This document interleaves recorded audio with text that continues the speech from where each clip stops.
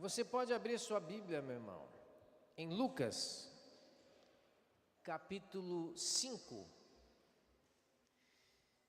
do versículo 1 ao versículo 7.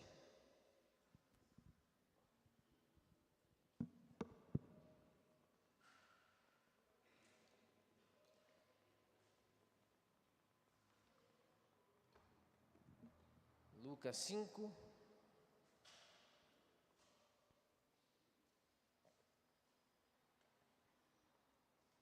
a partir do versículo 1. Aconteceu que Jesus estava junto ao lago de Genezaré,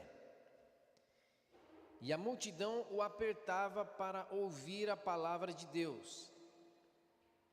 Então ele viu 2 barcos junto à praia do lago. Os pescadores tinham desembarcado e estavam lavando as redes.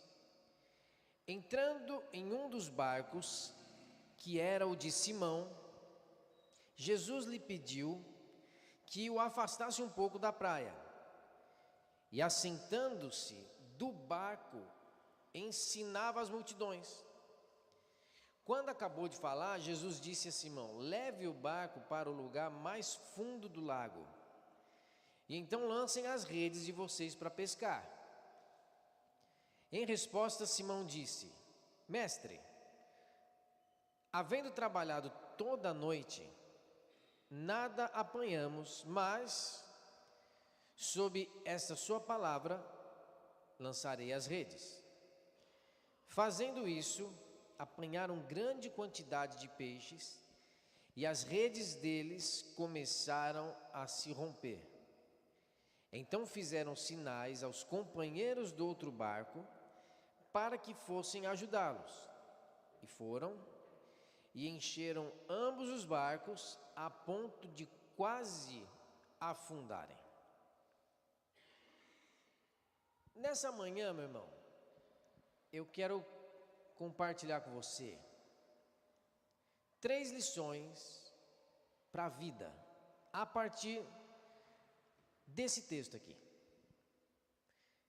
A Bíblia, meu irmão, não é um livro religioso.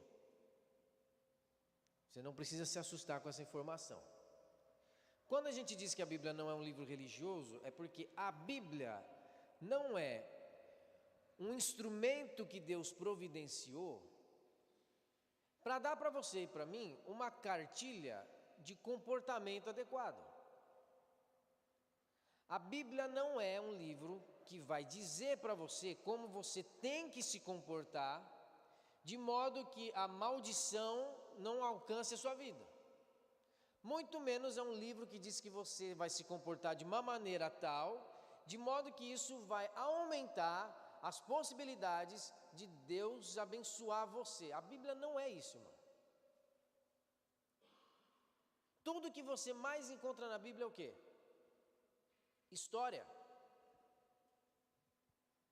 É ou não é, você que já leu a Bíblia? O que você mais encontra na Bíblia? Personagens, pessoas, nome. Isso aqui não é um manual do seu carro. Isso aqui não é uma planilha de Excel com quanto você faz e quanto você deixa de fazer para ser um crente bom o suficiente para Deus amar. Está entendendo o que eu estou falando, meu irmão? Isso aqui é um livro de história, de pessoas, homens, mulheres, que vão participando do projeto de salvação de Deus ao longo da história da humanidade. Homens e mulheres que tiveram a sua vida afetada por um encontro, pela revelação da eternidade. Quando você olha para a Bíblia, a coisa mais extraordinária que você pode fazer por você mesmo e pela sua espiritualidade é olhar para essas pessoas, para esses personagens e usar a Bíblia como um espelho, se encontrar nessas pessoas, perceber como essas histórias afetam a sua história, perceber como que as relações criadas entre as pessoas e nos evangelhos, as relações criadas entre Jesus e outras pessoas, como que isso se comunica com a sua realidade hoje.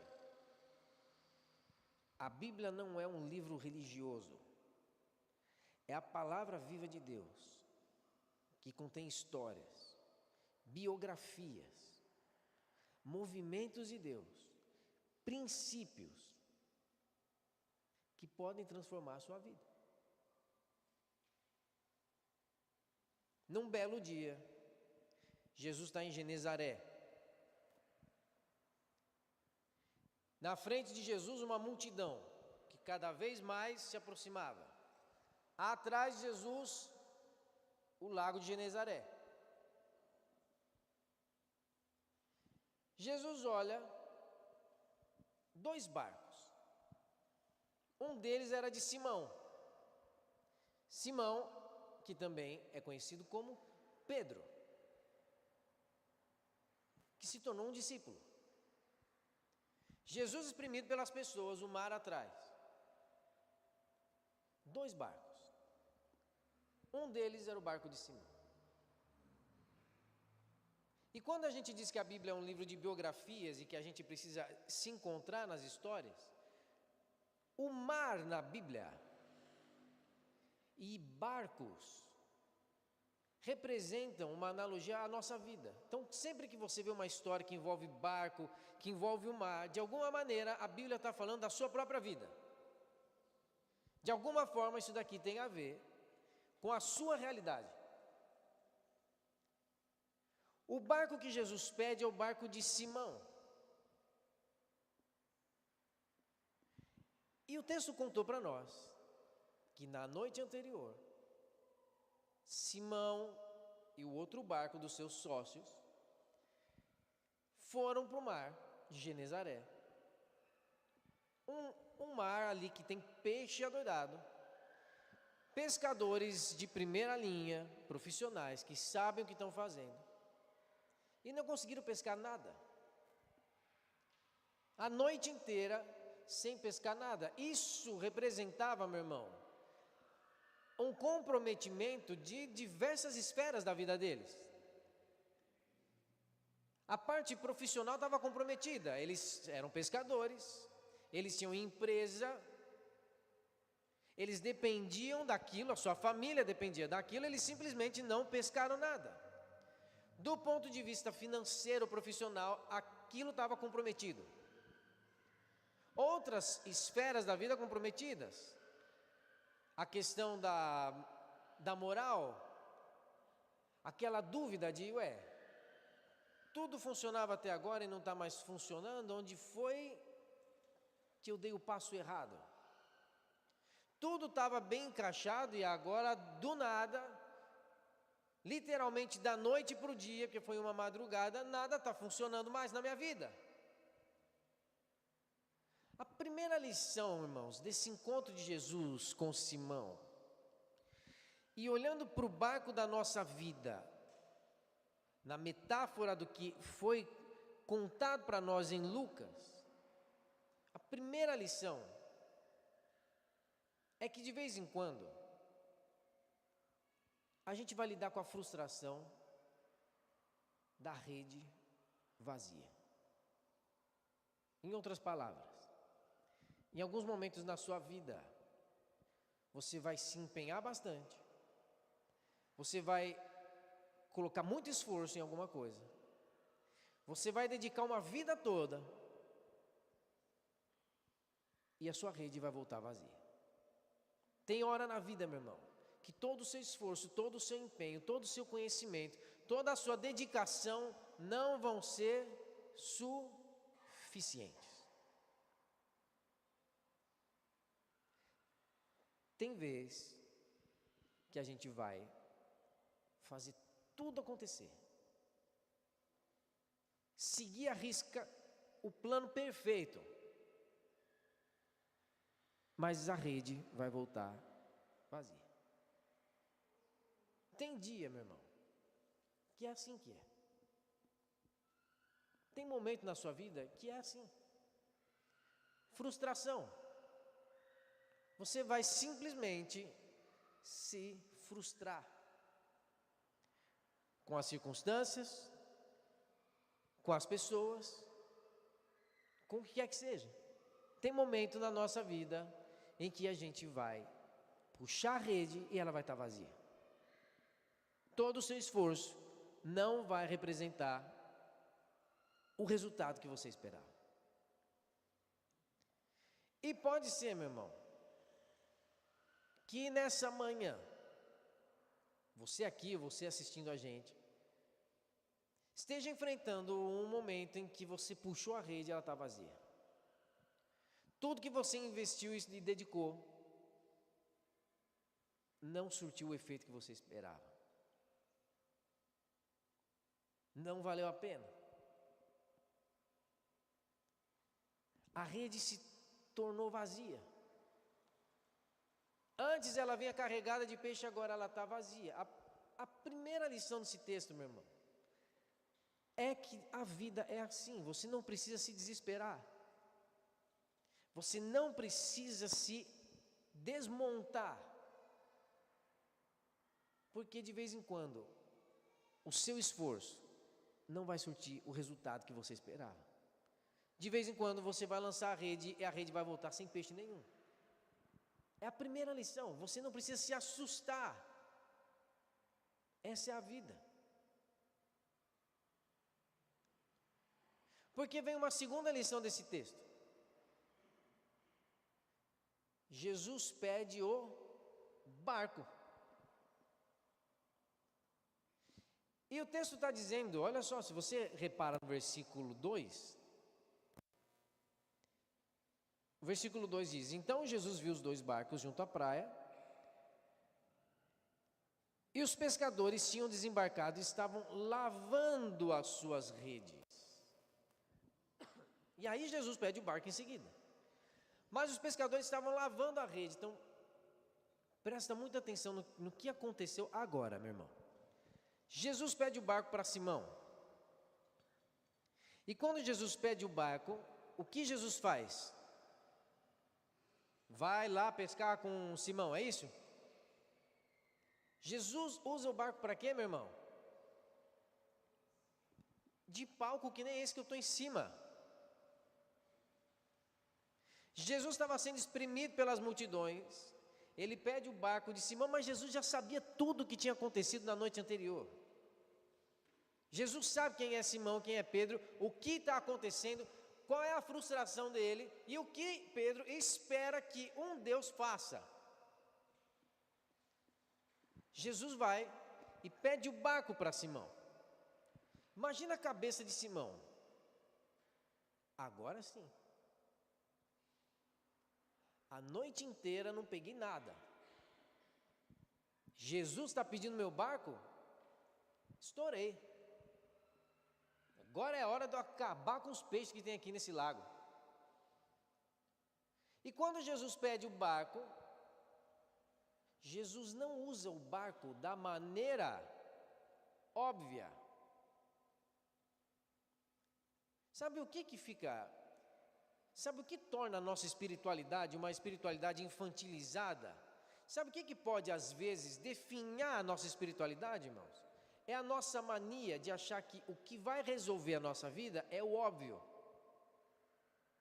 É aquilo que para mim é óbvio. É aquilo que eu entendo, que eu compreendo. Simão e os seus sócios estavam lavando a rede, porque eles estavam prontos para repetir o mesmo processo de sempre, o que era óbvio para eles: levar o mar para o fundo, lançar a rede e puxar ela cheia de peixe. Eles estão lavando a rede porque eles estão querendo refazer o mesmo processo de sempre. O mesmo processo que eles entendem, que não é um processo que nasceu da palavra de Deus. Não é um movimento que nasceu da orientação de Deus. Eles iam pescar por pescar. Agora Jesus pede o barco, mas Jesus não pede o barco para fazer uma pesca. Jesus pede o barco para usar o barco de um jeito que não foi feito para ser usado um barco. Jesus afasta o barco um pouco, e por causa da condição geográfica ali de Israel, se você está na praia, o vento o som da nossa voz, qualquer som, é o ar em movimento. O som que sai do alto-falante, que sai da sua voz, é o ar que vibra de uma maneira coordenada e chega até o ouvido e você consegue decodificar aquele som que viajou pelo ar.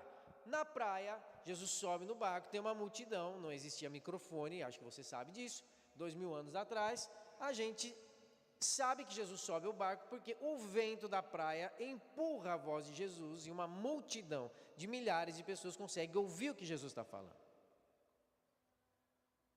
Por isso Jesus pede o barco para fazer de palco. O barco se torna um palanque. É apenas um ajuste baseado na física que Jesus faz para ensinar as pessoas. Segunda lição, irmãos, é que Jesus vai pedir o seu barco. E quando Jesus pede o seu barco, ou seja, quando Jesus pede o controle da sua vida, no meio da sua frustração, no meio das coisas que você não entende, quando Jesus pede a sua vida, é para você se preparar para viver algo que foge do óbvio, que foge da sua compreensão. Jesus não vai pedir o seu barco para simplesmente potencializar aquilo que você já está fazendo bem. Pediu o barco e usou o barco de outra forma. Usou o recurso de Simão para ensinar outras pessoas. Então presta atenção nessa segunda lição, meu irmão. Quando Jesus pede o barco da sua vida, é para você viver algo fora do que você entende. E os recursos que Deus pede de você, que na verdade foi Ele que te deu antes de tudo, são recursos que Ele quer usar, não para você pescar o seu próprio peixe apenas, mas para você se tornar um canal que vai ensinar multidões. Nada na sua vida é para você mesmo, meu irmão. Um evangelho que prega que Deus quer abençoar você, que Deus tem promessas para você, que é tudo sobre você, é um evangelho do capeta. Em nenhum lugar na Bíblia você vai encontrar Deus mimando pessoas, como se todo esforço de Deus fosse para presentear um bom religioso. O barco é de Simão, mas a bênção é para a multidão.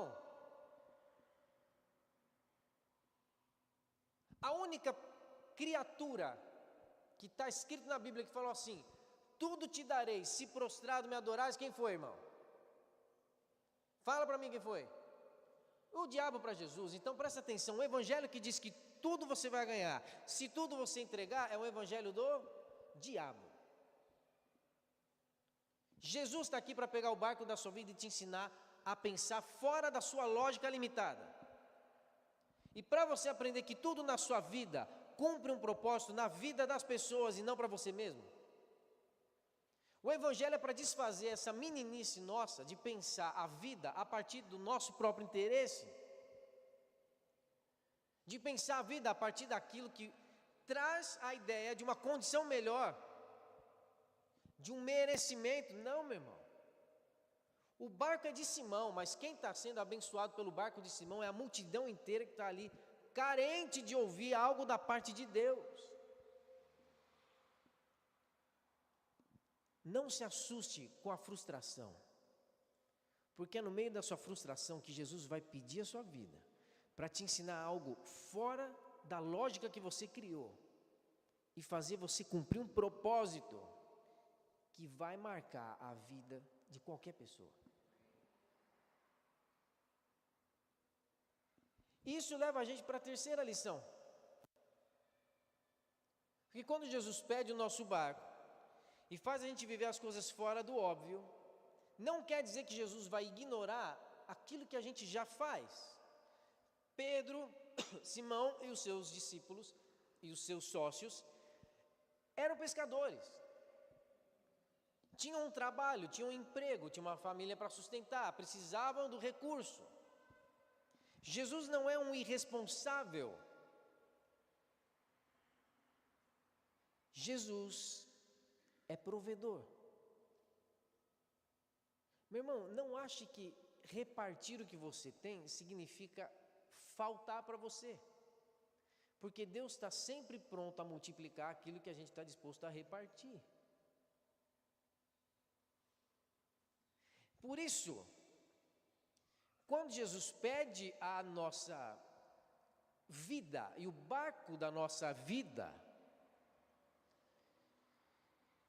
Ele em seguida usa para abençoar a multidão, mas depois, versículo 4, Jesus termina de usar o recurso de Pedro, o barco, para abençoar as pessoas, e agora Jesus vai tratar com o próprio Pedro. A sua vida, meu irmão, a sua vida é uma fonte através da qual Jesus quer marcar a vida de outras pessoas. Com a sua vocação, com o seu talento, com a sua profissão, com a sua inteligência, com seja lá o que for que você tem. Você é um projeto pré-estabelecido na eternidade por Deus, então a sua vida carrega o potencial de transformar a vida de outras pessoas. Mas Jesus depois vem tratar com Pedro no âmbito pessoal. Jesus ensinou as multidões, mas no versículo 4, Jesus termina de falar. Então agora o foco deixa de ser usar os recursos de Pedro para abençoar a multidão, porque agora Jesus vai falar com o próprio Pedro. Quando acabou de falar, Jesus disse a Simão, versículo 4, leve o barco para o lugar mais... A terceira lição desse texto, irmão, é que quando Jesus pede o barco da nossa vida, Ele sempre vai fazer o convite para você ir mais fundo. Mais fundo. Talvez esse seja o principal convite de Jesus nessa manhã. Você sair do que é superficial, do raso, e aceitar o convite de Jesus para ir mais fundo. Pode ser que a sua espiritualidade hoje seja uma espiritualidade rasa. O convite de Jesus é: vem para o fundo. Pode ser que o seu aspecto emocional seja raso, muito suscetível, sensível, sempre muito afetado. O convite de Jesus é: traz as suas emoções, os seus afetos para o fundo. Aprofunda o conhecimento que eu tenho para te oferecer. Ficar no raso, no superficial, é uma opção sua. O que Jesus está dizendo é: eu tenho para você algo profundo. Traz o barco para o fundo, é o que Jesus está dizendo para Simão. E esse é o convite de Jesus para nós nessa manhã, irmãos. Jesus nos chama para sair da superficialidade da existência. Ter uma vida onde a nossa conversa não seja só sobre sobrevivência, irmão. Tem muito cristão que gasta a sua fala, suas conversas, só para falar de sobrevivência. Que só vai falar do dinheiro que pode ter, do dinheiro que não tem, da conta que tem para pagar. Raso demais. Casais e famílias que não conseguem ter um diálogo de coisas mais fundas no coração. Relações onde não se é possível conversar sobre propósitos. Sempre uma conversa da sobrevivência. Um monte de relacionamento desgastado, porque a conversa é sempre quanto de dinheiro vai sobrar no fim do mês, se for sobrar. Não estou falando que isso não é relevante, eu só estou falando que isso é superficial. convite de Jesus é para relações, conversas, interesse no que é profundo, no que vai além do mero fato de sobreviver. Irmãos, a gente vai perdendo essa sensibilidade. A gente vai perdendo essa capacidade de entender as coisas de maneira profunda. O convite de Jesus é: vai para o fundo. E você vê que Simão, ele meio que dá uma carteirada em Jesus. Uma semi-carteirada, porque no fim das contas, ele aceita o que Jesus falou. Olha só o que Simão fala no versículo 5. Em resposta, Simão disse: Mestre, havendo trabalhado toda a noite, nada apanhamos, mas sob esta sua palavra, lançarei as redes. Em outras palavras, Pedro está falando o seguinte: Jesus, a gente ficou a noite inteira aqui. Nós somos pescadores, anos de experiência, a gente tem uma empresa, isso aqui é uma sociedade. Até onde eu sei, o Senhor mexe com madeira. Então, carpintaria e pescaria são ofícios muito diferentes. Simão começa uma conversa assim: Jesus, o senhor não sabe o que o senhor está falando. Já fiz tudo isso, todas as técnicas a gente tem. Acabei de vir, mal terminei de lavar a rede, já vou sujar de novo. Mas, meu irmão, essa palavra aqui é importantíssima. Mas,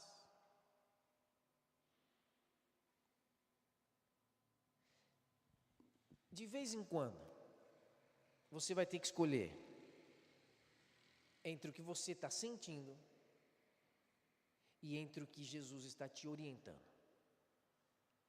Eu estou sentindo isso, mas o que eu vou fazer é obedecer. Pedro fez isso. Não faz sentido o que o senhor está falando, mas seja um homem, uma mulher do mas, meu irmão. Seja uma pessoa que todos os dias vai usar o mas na sua vida. Tudo está apontando para cá, meus sentimentos estão apontando para cá. O meu impulso é fazer isso, mas eu ouvi a voz de um Deus que me chamou para ir no fundo, para aprofundar minha capacidade de lidar com a vida, lidar com as circunstâncias e com as pessoas. O senhor é carpinteiro e não entende nada de pescaria, mas eu não vou pautar as minhas escolhas a partir do que eu sei, conheço e tenho competência de fazer. Eu vou pautar a minha escolha a partir da voz eterna daquele que me criou e que conhece cada passo da minha história. Sob a tua palavra, eu vou lançar a rede. Não faz sentido, mas eu vou lançar a rede. Não tem motivo, que eu acabei de me frustrar e perder todo o meu tempo, todo o meu empenho, tudo que eu dediquei, se tornou nada. Não faz o menor sentido. Mas eu vou lançar a rede.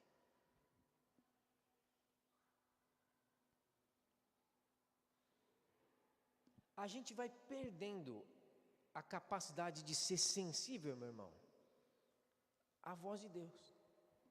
E aí a gente perde a capacidade de, na vida, no meio da crise, da confusão, falar.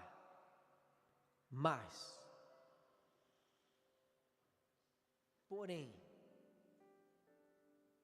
a gente vai perdendo a capacidade de contrapor o que a gente está sentindo com o que Deus está nos falando.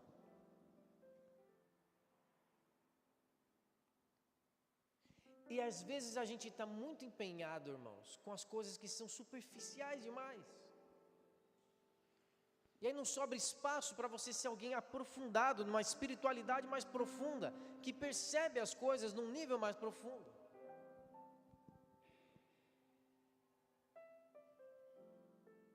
E o segredo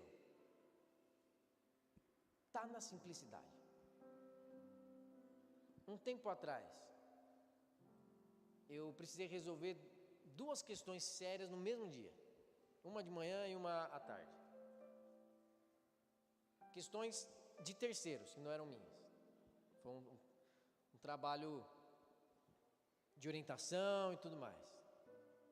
E um de manhã e outro à tarde. Situações diferentes, pessoas diferentes. Não tinham nada a ver uma com a outra. Mas foram no mesmo dia. O que me deixou um pouco saturado, emocionalmente e tudo mais. Principalmente porque eram questões, faz um tempo, eram questões em que estava claro que as pessoas envolvidas ali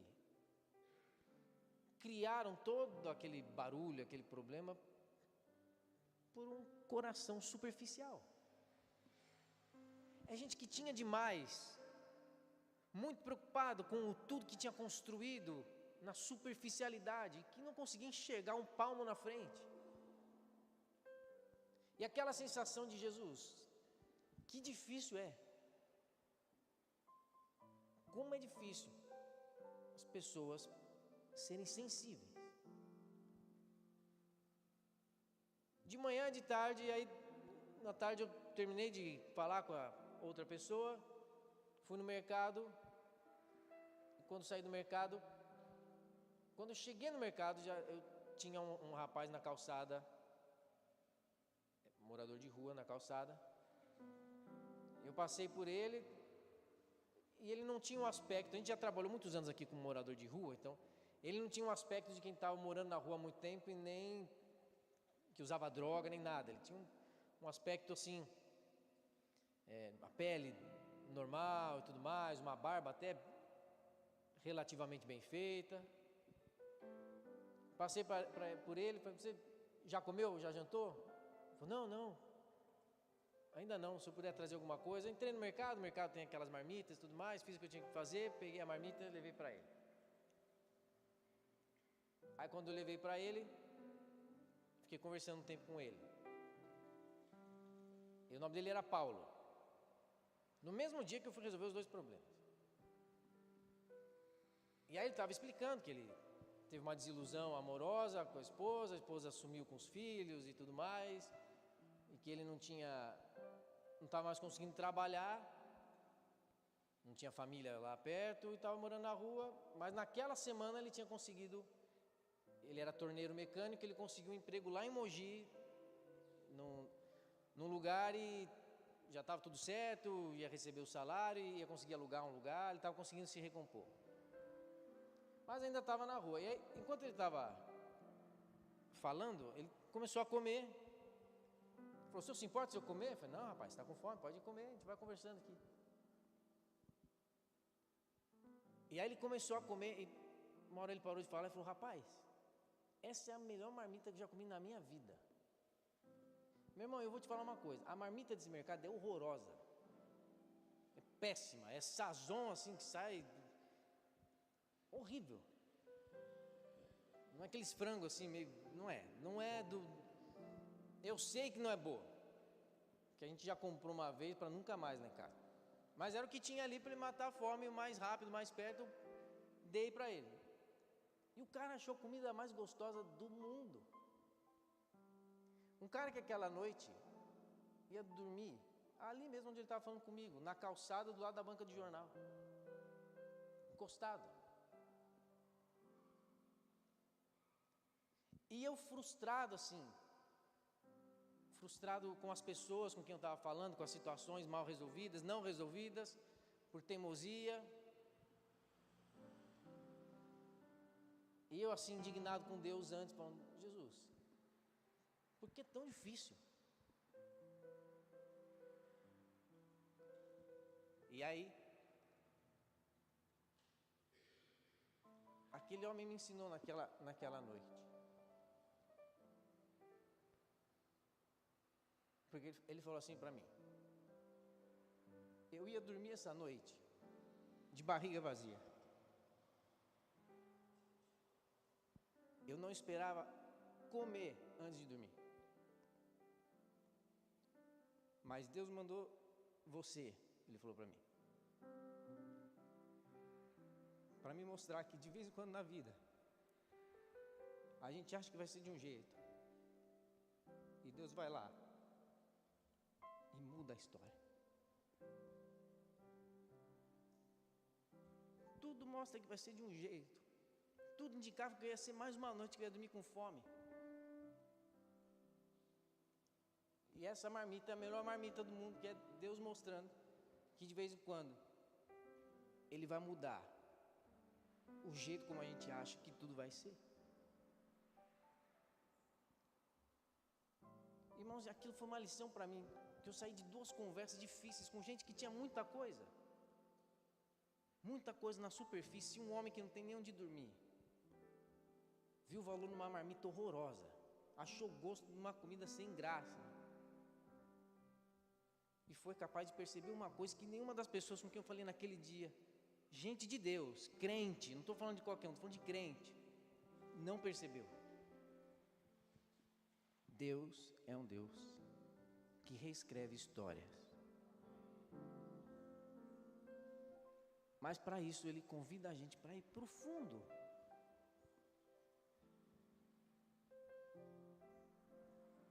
Essa é uma decisão nossa, meu irmão. De vez em quando o barco vai vir e a rede vai estar vazia. Jesus vai pedir o seu barco, vai te fazer viver os seus recursos fora do óbvio. Mas Ele vai te ensinar a lançar a rede e puxar, como foi dito, a ponto da rede quase estourar. Porque agora eles lançaram a rede a partir de uma palavra recebida. Agora eles lançaram a rede a partir de uma orientação de Deus, dizendo: vá para o que é mais profundo. A abundância na sua vida, aquilo que Deus tem para te oferecer, está no fundo. Enquanto você for uma pessoa preocupada com o raso e superficial, você não vai conhecer os propósitos de Deus para a sua vida. E o que é mais bonito, irmão? O texto diz que eles puxam a rede, e a rede quase estoura. E aí, Simão tem que chamar quem? Outro barco. Está vendo? Você vai para o lugar mais profundo. Você vai conhecer e viver o extraordinário de Deus na sua vida. E quando o extraordinário de Deus na sua vida chegar, é para você desfrutar sozinho, meu irmão? Você vai chamar outro barco. É isso a vida com Deus. Barcos que experimentam o extraordinário e convidam outros barcos para desfrutar.